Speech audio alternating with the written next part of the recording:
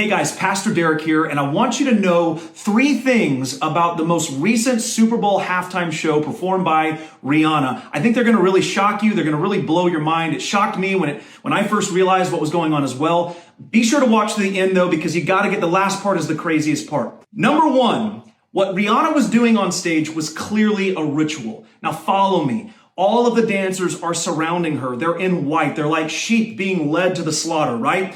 And all of her movements, they're mimicking. So they're learning from her this sort of divine dance, or really a very dark dance. It's not a good thing that's happening. But clearly, when you evaluate the way things were happening, it was a ritual.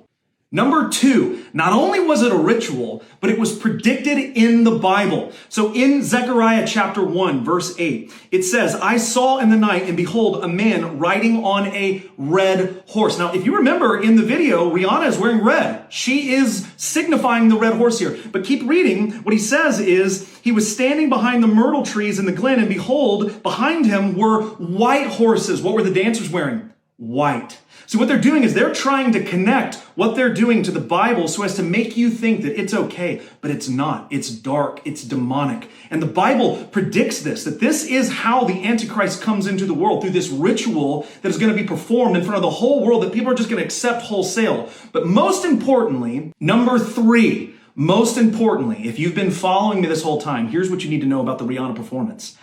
I've been making this whole thing up. It does say in Zechariah chapter 1 that there was a red horse and there were white horses behind them. But Zechariah 1:8 has nothing to do with Rihanna at the Super Bowl. Was the performance over-sexualized? Maybe a little bit, yeah. I will say, if there's one thing we can all agree on, by the end of the performance, somehow Rihanna was wearing more clothes than when it started, which I think is a really great reversal from previous halftime shows. But most importantly, because I have theological training and I'm good at speaking in front of a camera, you've just bought wholesale everything that I've said. You've not even given it a second thought. This must be true because Pastor Derek said it, but it's not true. And there are about 1,000 other guys online that are going to say equally ridiculous things and actually mean it. And you're going to buy it because you never took the time to take the Bible and look for yourself. You have a Bible. You have access to a Bible. Utilize it. If you're a Christian, you have the Holy Spirit within you. Utilize the Holy Spirit to give you wisdom and discernment. And hopefully you're plugged into a church, into a community where you have people who can come alongside you and disciple you in your knowledge of the Word. And if you don't have a Bible and you're close to the Fort Worth area, come to City on a Hill and I will give you one.